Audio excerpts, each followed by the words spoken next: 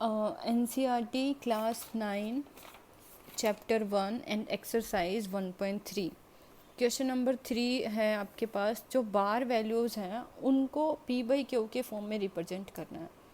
सबसे पहले रैशनल है या इरेशनल है, ये नंबर रैशनल है या इरेशनल नंबर है। फर्स्ट ऑफ ऑल जिनके ऊपर बार लग जाता है ना वो रैशनल नंबर होते हैं, वो कभी भी इरेशनल नंबर नहीं होते। जिनके ऊपर बार लग जाता है वो रैशनल नंबर होते हैं, ठीक है। तो बेसिकली हम ये बार वैल्यूज़ को, और we can say repeating values को, लाइक जिसके डेसिमल पार्ट रिपीट हो रहे हैं, और we can say non terminating value को, these are non terminating also, repeating also, ठीक है। ये क्या है, रिपीटिंग है एंड नॉन टर्मिनेटिंग है। इन वैल्यूज़ को P बाई क्यू के फॉर्म में रिप्रेजेंट करना सीखेंगे, ओके। तो 0.3 इस टाइप के क्वेश्चंस में ना 3-4 स्टेप हैं। अगर उन स्टेप्स को समझ लिया आपने तो मीन्स कोई भी क्वेश्चन इजीली हो सकता है। तो I will discuss about the step with the help of examples. तो उसके लिए कम से कम आपको 3 क्वेश्चन देखने बहुत ज़रूरी हैं, क्योंकि तीनों क्वेश्चन से ही समझ में आएगा कौन कौन से स्टेप फॉलो करने हैं। सो फर्स्ट स्टेप आपके पास रहेगा कि आप उस नंबर को किसी वेरिएबल के इक्वल रख लो, ओके। 0.3 और इसको ओपन कर दो बार को, तो 0.33 ये सबसे ईजीएस्ट क्वेश्चन है। I will tell you why it is the easiest one. तो सेकेंड स्टेप है कि आप इसको जीरो से मल्टीप्लाई करते जाओ, लाइक 10x 100x। आपकी बुक में अलग मेथड गिवन है but this is the easiest method. 10x 100x 1000x multiply करते जाओ। तो सबसे पहले मैं आप इसको 10x से मल्टीप्लाई कर रही हूँ, राइट। तो 10x से मल्टीप्लाई करने पर मेरा नंबर आया है 3.3333। अब बाकी क्वेश्चंस में आपको आगे भी करना है, 100 से भी करना है, 1000 से भी करना है, लेकिन इस क्वेश्चन में सिर्फ 10x से ही मल्टीप्लाई करना पड़ेगा। I tell you why, because our main motive is in decimal part को सेम बनाना है, राइट। ये यहाँ पर ये डेसिमल पार्ट सेम हो गए हैं।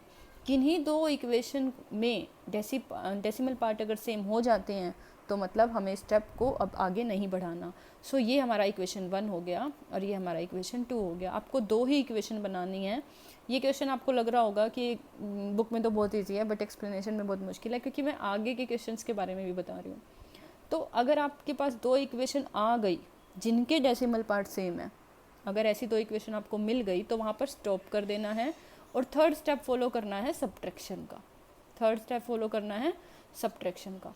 तो I will subtract equation 2 minus equation 1। So my answer will be left hand side minus left hand side, right hand side minus right hand side. तो ये हो जाएगा आपके पास 9x इज इक्वल टू 3 और x की वैल्यू हो जाएगी 1/3 and this is done, right.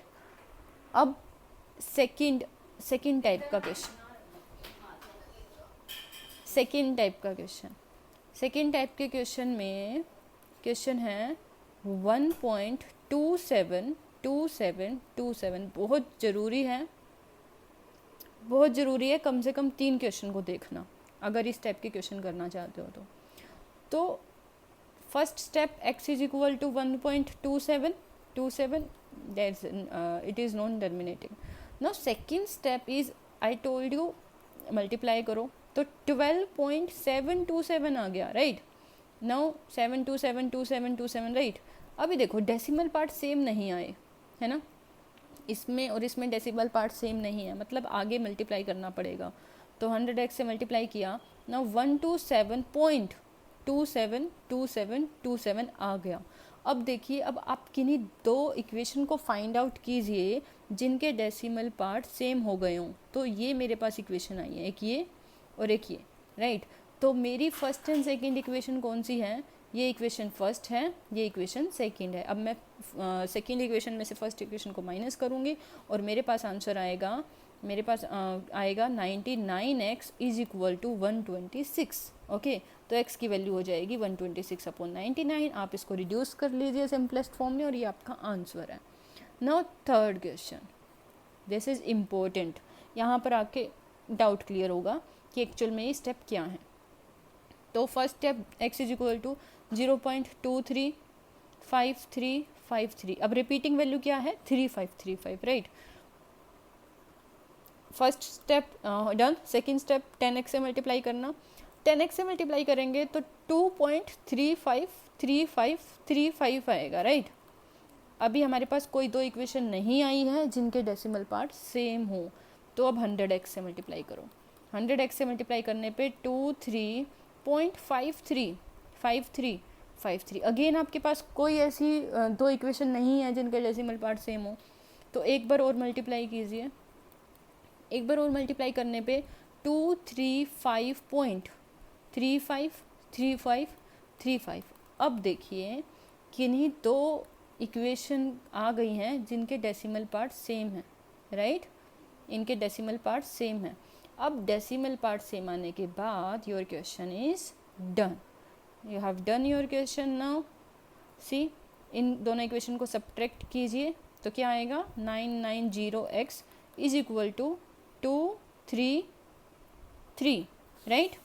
It is 233. So x is equal to 233 upon 990. Okay, done. So we can say that this is equal to 0.235 is equal to 233 upon 990. Done. तीनों type almost इसमें cover हो गए हैं। Main फंडा यही है, variable के equal रखो, जीरो से मल्टीप्लाई करते जाओ, दो इक्वेशन ढूंढो जिनके डेसिमल पार्ट सेम हो। क्यों दो इक्वेशन ढूंढी हैं जिनके डेसिमल पार्ट सेम हो? क्योंकि हमें डेसिमल पार्ट को ही तो रिमूव करना है। ओके, नाउ एक्सरसाइज के क्वेश्चन देखते हैं जल्दी से। Question number 3। ओके, 0.6 सेम है 0.3 की तरह, right. So x is equal to 0.666. Okay, 10x is equal to 6.666. Decimal part are same, so this is the easiest type. Okay, this is the easiest type, 6/9, 2/3, lowest term, right. Now B part, 0.47. The bar is on 7 only, I think, right. The bar is only on 7, right. तो ये दूसरा type का question हो गया, क्योंकि अगर 4-7 होता तो सेम टाइप ही हो जाता। Now x is equal to 0.477777, right. Now 10x is equal to 4.77, right. 4.77. Now 100x is equal to 47.777. Now the decimal parts are same, you can subtract. So 90x is equal to 43. Done. X is equal to 43 upon 90. Done. Okay, now the next part, C part. Now the next C part is 0.001 bar. Okay, so now think about it. Think what can be done. Think about it. What can be done? Directly I can multiply with 1000. I can multiply by 1000 directly. Yes, I can done. If the things are done in shortcut, if the concept are clear, you can do ना.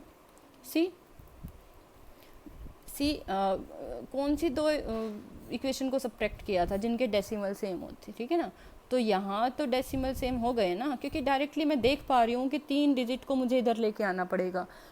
एक 10 से करूँगी तो एक 0 आएगा, फिर दूसरा 0 आएगा, फिर 1000 से तीसरा बनाएगा। तो आई कैन ईजिली सी कि हाँ 3 नंबर्स को इधर लेके आना है, राइट।